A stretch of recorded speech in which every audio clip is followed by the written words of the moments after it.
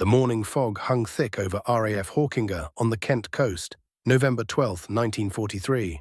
Flight Lieutenant James Calloway stood in the dispersal hut, nursing his third cup of weak tea, staring at the silhouette of his aircraft through the grimy window. The Westland Whirlwind sat on the hardstand like a forgotten relic, its twin engines housed in sleek nacelles that gave it an oddly graceful appearance, like a dragonfly that had somehow grown to the size of a small house. Most of the other pilots had already gone up in their Spitfires and Typhoons, the glamorous fighters that filled the recruitment posters and newsreels. But Calloway's Whirlwind remained grounded, as it had been for 3 days, waiting for a replacement part that seemed to exist only in theory. The Westland Whirlwind was an aircraft that nobody quite knew what to do with. Designed in the late 1930s as a long-range fighter, it had entered service in 1940 with great expectations. It was the RAF's first single-seat, twin-engine fighter, armed with 4 20mm Hispano cannons clustered in the nose, giving it devastating firepower. On paper, it was a world-beater. In practice, it had become a maintenance nightmare and a tactical puzzle. The twin Rolls-Royce Peregrine engines were powerful but temperamental, prone to overheating, and worst of all, they were orphans in the RAF's logistics system. Rolls-Royce had stopped production of the Peregrine to focus on the Merlin engine that powered Spitfires and Hurricanes, which meant spare parts for the Whirlwind were rarer than competent staff officers. By 1943, most Whirlwind squadrons had been disbanded or re-equipped with other aircraft.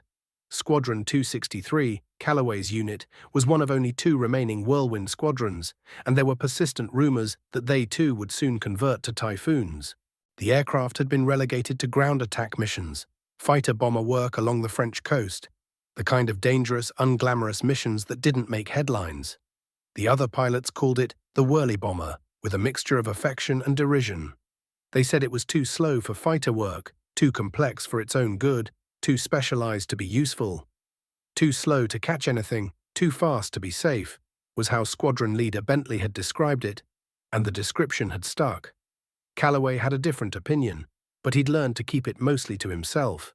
He'd been flying Whirlwinds for 18 months now, through dozens of missions, strafing trains, attacking coastal convoys, and dodging German flak over occupied France. He knew the aircraft's reputation: maximum speed of around 360 miles per hour at altitude, slower than a Spitfire Mark 9 by a good 40 miles per hour, much slower than the new German Focke-Wulf 190s that could hit 400 miles per hour in level flight. On paper, in a straight race, the Whirlwind would lose every time. But Calloway had learned that aerial combat was rarely about straight races. It was about energy management, tactical thinking, and knowing your aircraft's strengths and your enemy's weaknesses. The door to the dispersal hut banged open, and Sergeant Davies rushed in, his face flushed with excitement or exertion or both. "Sir, the parts arrived. We can have you airborne in 30 minutes. Calloway set down his tea. "About bloody time. What's the operation?" Davies glanced at the operations board. "Shipping strike, sir. Intelligence reports a small convoy moving along the French coast near Dieppe. 2 squadrons of Typhoons are going in as the main strike force. You're tasked with top cover and opportunistic targets." Top cover. That meant flying above the main attack, watching for German fighters. It was actually a fighter mission, not ground attack, which was unusual for a Whirlwind these days. Perhaps someone in operations had finally remembered that the aircraft had been designed as a fighter. 35 minutes later, Calloway was strapped into the Whirlwind's cockpit, running through the pre-flight checks. The cockpit was cramped but well laid out, everything within easy reach. The visibility was excellent, the long nose providing an unobstructed view forward, the canopy giving good coverage to the sides and rear. He started the engines one at a time, the Peregrines coughing and then settling into a smooth, synchronized rumble. The sound was distinctive, different from the throaty roar of a Merlin, higher-pitched, almost musical, when the engines were properly synchronized. The Whirlwind taxied smoothly, the tricycle landing gear giving it better ground handling than the tail draggers most pilots were used to. It was one of the aircraft's underappreciated virtues. He took off into the grey November sky, the Whirlwind accelerating quickly down the runway and lifting off cleanly. The climb rate was good, better than most people expected from a twin-engine fighter. At 8,000 feet, he leveled off and set course for the Channel, adjusting the engine controls to cruise settings, watching the temperature gauges with the attention they demanded. The Peregrine engines ran hot, always, and overheating could turn deadly very quickly. The Channel crossing took 20 minutes, the white cliffs of Dover disappearing behind him, the grey-green water of the Channel passing below. He maintained radio silence, as per orders, navigating by compass and clock. At the French coast, he could see the Typhoons below and ahead, 12 aircraft in 3 flights of 4, heading toward their target. He maintained his altitude, scanning the sky constantly. This was the dangerous part. German fighters based at airfields in France would be scrambling to intercept the strike, and they would come with altitude advantage. 5 miles inland, his eyes caught movement high and to the south.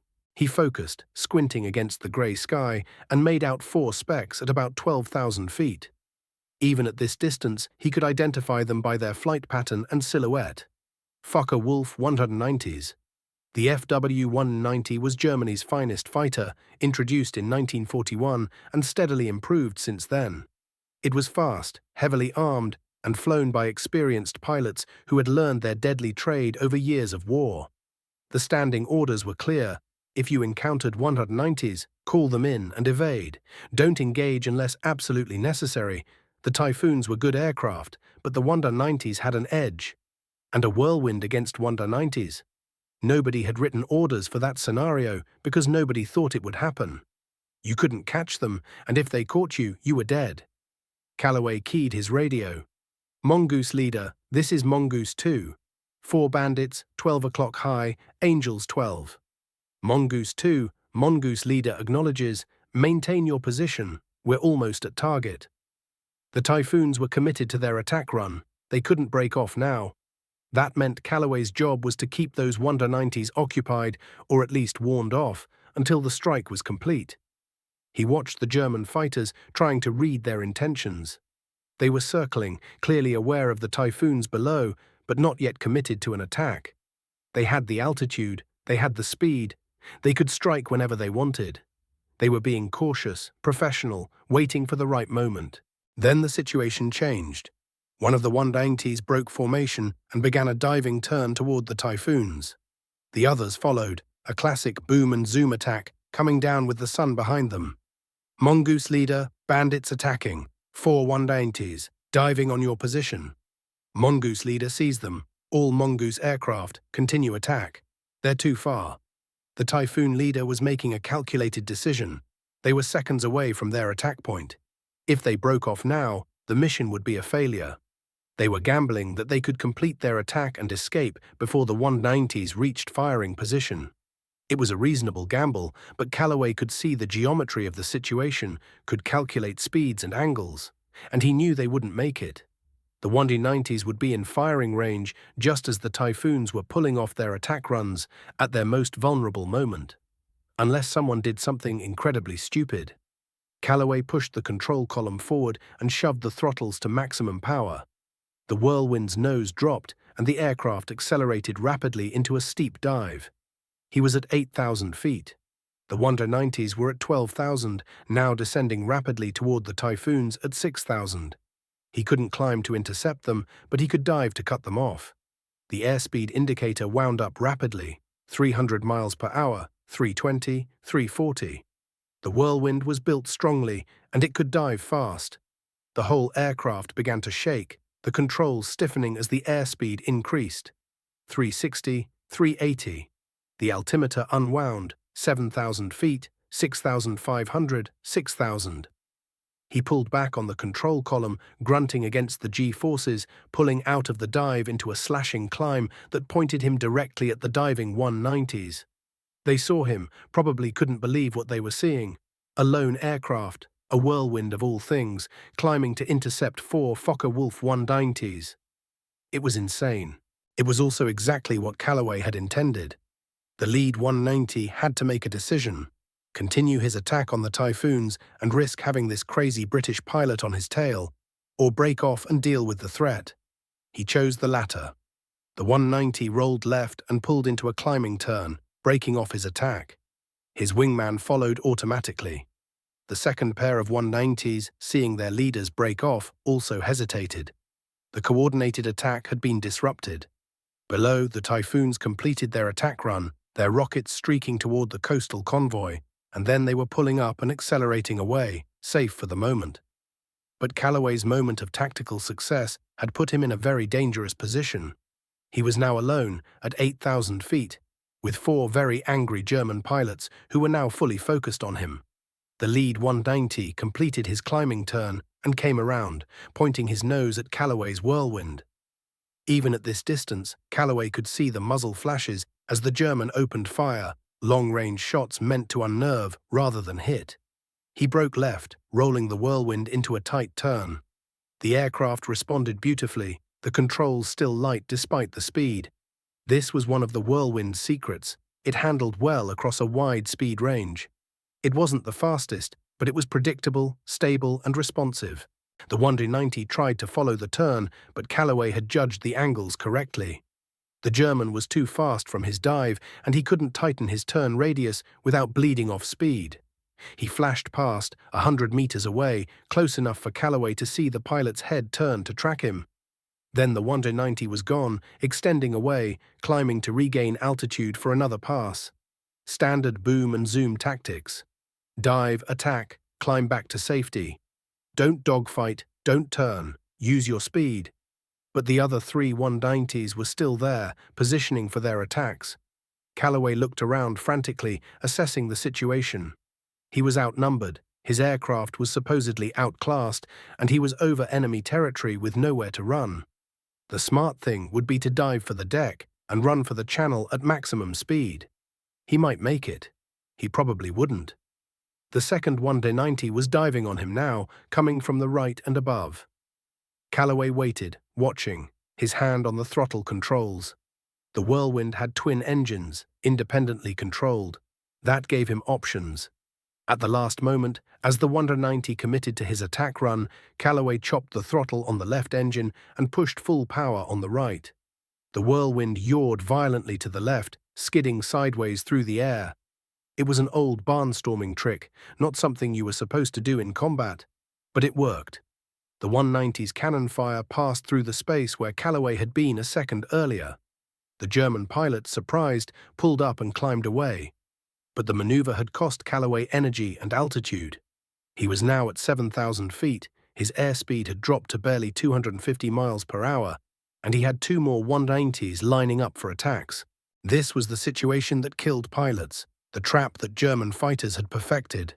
Multiple attackers taking turns, each forcing the defender to maneuver, to bleed speed and altitude, until there was nothing left, and the final attack was just execution. Calloway needed to change the dynamic, but how? He couldn't outrun them, he couldn't outclimb them. In a turning fight, the 190 wasn't as maneuverable as a Spitfire, but it was good enough, and there were 4 of them. 1 against 4, even with perfect turns, he would lose. Then he remembered something from the intelligence briefings, a technical detail that most pilots ignored because it seemed irrelevant.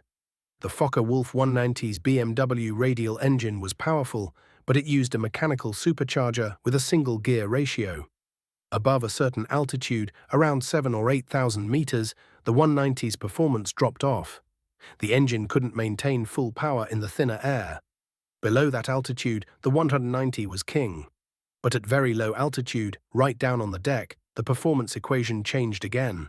Calloway made his decision. He rolled the Whirlwind inverted and pulled the nose down into a vertical dive. The altimeter unwound rapidly. 6,000 feet, 5,000, 4,000. The 190s followed, but more cautiously now. A vertical dive into ground level was dangerous. 1 moment's inattention and you'd auger in.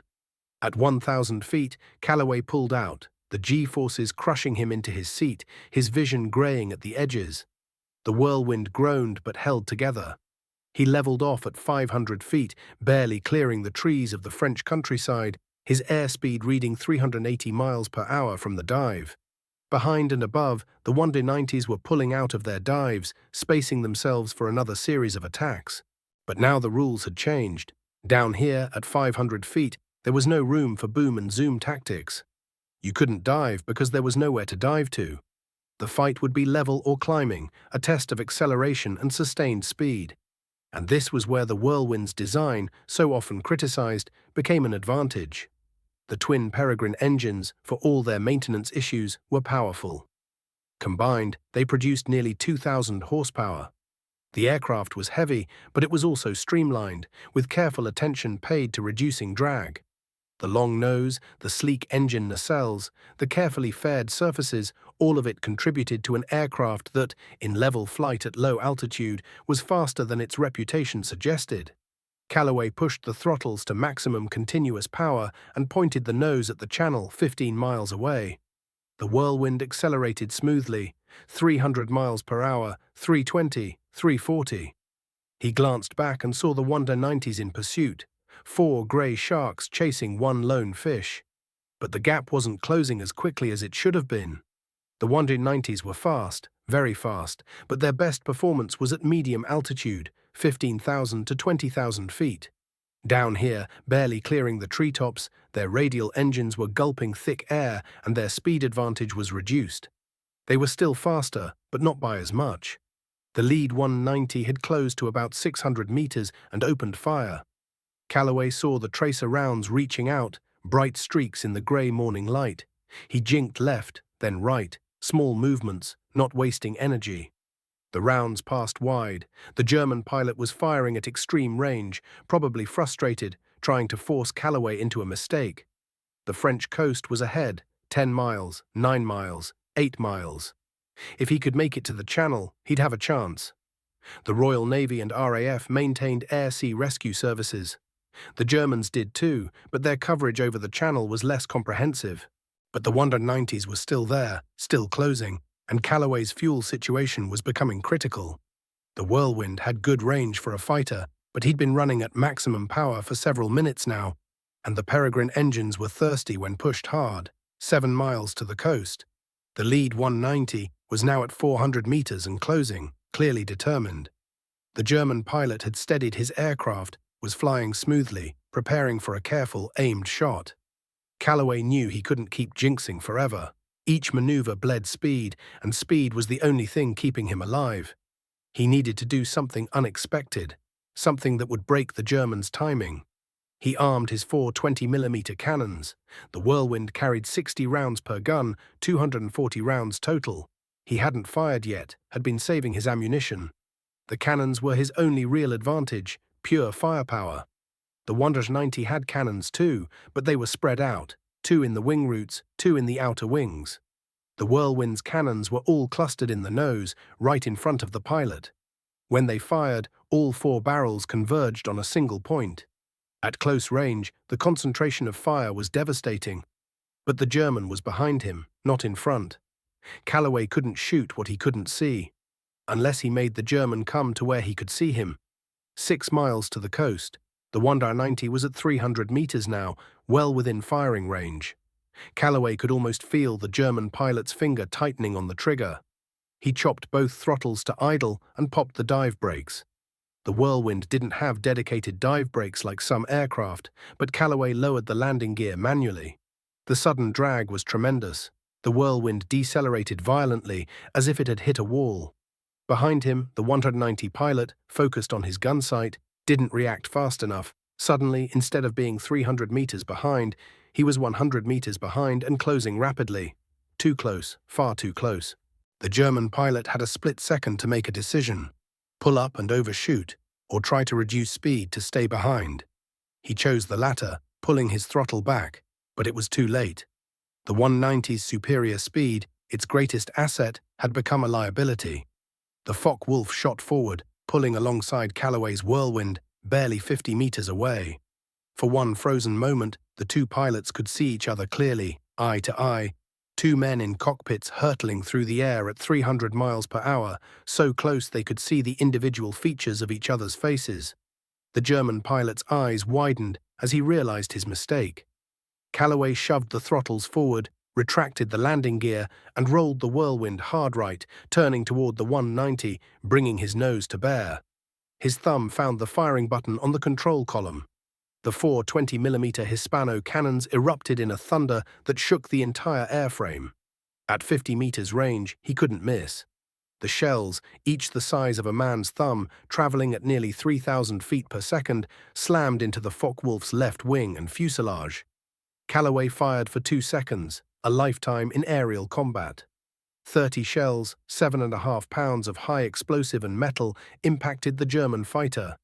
He saw pieces fly off, saw the canopy shatter, saw the left wing crumple. The 190 snap-rolled right and went into a vertical dive. It hit the ground 3 seconds later, a massive explosion that sent a pillar of black smoke into the sky. Calloway pulled back on the control column, climbing, scanning the sky for the other 3 190s. He found them a mile behind, pulling up and away, disengaging.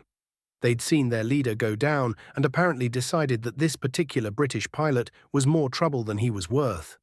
Or perhaps they were low on fuel. Either way, they were leaving. Calloway didn't pursue. He was low on fuel himself, his hands were shaking from adrenaline, and he'd just used a significant portion of his luck for the entire year. He turned toward the coast, now just 4 miles away, and crossed over the French shoreline at 500 feet, the channel spreading before him, grey and cold and beautiful. He'd made it.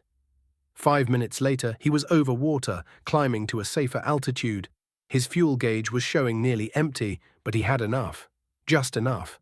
The flight back to Hawkinge took 30 minutes that felt like 3 hours. When he finally saw the white cliffs and then the airfield, he felt the tension drain from his body, leaving him almost too tired to fly. He landed, taxied to his hardstand, and shut down the engines. The sudden silence was deafening. Sergeant Davies and the ground crew were running toward the aircraft, their faces excited. They'd heard the radio chatter, knew something had happened. Calloway opened the canopy and climbed out, his legs unsteady. Davies reached him first, breathless. "Sir, is it true? Did you really engage 4 190s?" Calloway nodded, not trusting his voice yet. "And you shot one down, a 190, in a whirlwind?" "Yes, Sergeant." Davies let out a whoop and turned to the other mechanics. I told you this aircraft was better than they said." Squadron leader Bentley arrived minutes later, striding across the hardstand with the purposeful walk of a commander who has heard an improbable story and wants to verify it personally. "Calloway, report." Calloway gave him the facts, briefly and without embellishment. The interception, the diving attack to break up the German formation, the running fight at low level, the maneuver that let him bring his guns to bear, the kill. Bentley listened without interrupting, his expression unreadable. When Calloway finished, there was a long silence. "You engaged 4 Focke-Wulf 190s in a whirlwind?" "Yes, sir." "And not only survived, but shot down the leader?" "Yes, sir." Another long silence. Then Bentley shook his head slowly. "James, you're either the bravest pilot I've ever met, or the most foolish. Possibly both." He paused. "But you saved those Typhoons. They all made it home because you bought them time." "Just doing my job, sir?" "Well beyond your job, I'd say." Bentley glanced at the whirlwind, at the empty cannon ports, at the scorch marks from the guns. "And you say you outran them? At low altitude?" "Not outran, sir. More like, didn't fall behind as quickly as they expected." Bentley actually smiled at that. "I'll need to file a full report. This will go up the chain. Nobody's going to believe that a whirlwind engaged 190s in air-to-air combat and won. It goes against everything we think we know about the aircraft." In the days that followed, Calloway's combat report did indeed go up the chain of command, each level receiving it with more skepticism than the last. Whirlwinds didn't fight 190s. They were too slow, too specialized, too obsolete. But the facts were undeniable. The Typhoons confirmed the engagement. British radar had tracked the combat, and French resistance members reported the crashed 190 and recovered the pilot's body and identity documents. He had been Oberleutnant Klaus Brenner, an experienced pilot with 17 confirmed kills. His squadron commander would later write in a letter home that Brenner had been killed in action over France, in circumstances that remain unclear. The story spread through RAF fighter command like wildfire. The Whirlwind, that forgotten fighter that everyone said was too slow, had not only engaged, but killed a Focke-Wulf 190 in air-to-air combat. The details of how it happened, the tactical acumen and desperation that had made it possible, were sometimes lost in the retelling. But the core fact remained. In the right circumstances, with the right pilot, even an obsolete, under-maintained, allegedly too slow aircraft could defeat the enemy's best. Calloway himself was recommended for a Distinguished Flying Cross. The recommendation made its way through the approval process, gathering endorsements from officers who wanted to be associated with the story. In March 1944, he received the medal at a small ceremony at Hawkinge, with his squadron mates in attendance. The Whirlwind's reprieve was temporary. By mid-1944, Squadron 263 was indeed re-equipped with Typhoons, as had long been rumoured. The few remaining Whirlwinds were withdrawn from service, relegated to training roles or scrapped. The type had never lived up to its initial promise, had never become the world-beating fighter its designers had envisioned. But for a few pilots like Calloway, who had taken the time to understand its quirks and capabilities, it had been a good aircraft, better than its reputation suggested. Years after the war, aviation historians would debate the Whirlwind's place in RAF history. Most agreed it had been a disappointment, a dead-end design, superseded by better aircraft. But they also noted the oddity of its combat record. A fighter that was supposedly too slow for air-to-air combat had a higher victory-to-loss ratio in fighter-versus-fighter engagements than it had any right to have. Calloway flew Typhoons for the rest of the war, then Tempests, participating in the campaign across Europe after D-Day. He survived the war with 12 confirmed victories, most of them in ground attack missions. But that single Focke-Wulf 190 remained his most memorable kill. In 1946, demobilized and trying to adjust to civilian life, he attended an air show at Farnborough. Among the historical aircraft on display was a Westland Whirlwind, one of the few that had been preserved. He stood in front of it for a long time, looking at the sleek lines, the twin engines, the cluster of cannon ports in the nose. A young man, barely 20, approached and read the placard beside the aircraft. Westland Whirlwind, heavy fighter and ground attack aircraft, maximum speed 360 miles per hour, obsolete by 1943. Poor performance led to early withdrawal from service. He turned to Calloway. Sounds like it was a bit of a disaster, wasn't it? Calloway looked at the young man, then back at the aircraft. It was complicated, he said finally. Good at some things, not so good at others. Like most aircraft. Like most people, really. But it says here it was too slow for fighter work. Calloway smiled slightly. Speed isn't everything. Sometimes being too slow just means the enemy underestimates you. That can be an advantage. The young man looked puzzled, not understanding. Calloway didn't elaborate. How could you explain to someone who hadn't been there, who hadn't felt the controls of a Whirlwind in their hands, who hadn't seen that Focke-Wulf 190 pulling alongside, so close you could see the pilot's face? How could you explain that sometimes the aircraft everyone said was inadequate could surprise you, could do things it wasn't supposed to be able to do, if you knew it well enough and were desperate enough and lucky enough? The Westland Whirlwind remained a footnote in aviation history, a might have been, a design that had promised much and delivered less. Only 114 production aircraft were ever built, compared to over 20,000 Spitfires. It never received the glory, never became iconic, never appeared on recruiting posters or in movies. But for a handful of pilots who flew it, who understood it, who pushed it beyond what the specifications said it could do, it was something more than a footnote.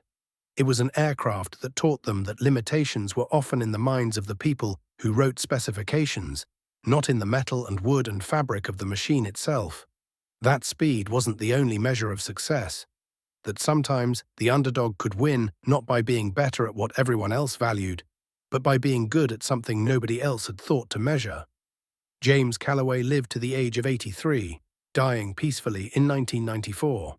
In his study, among the photographs and medals and memorabilia of a long life, there was a small model of a Westland Whirlwind, hand-built, painted in the colors of Squadron 263.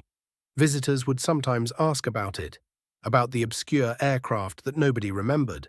He would tell them the story, sometimes the short version, sometimes the long version, with all the details of that November morning in 1943, and he would always end the same way. Everyone said she was too slow, and maybe she was, on paper, by the numbers. But numbers don't tell you everything. Sometimes they don't tell you anything at all. That day, when it mattered, when lives were on the line, she was fast enough. And that's all that mattered. The model Whirlwind sat on his desk, a reminder not of what might have been, but of what actually was. A pilot and his aircraft, facing impossible odds and finding a way to win.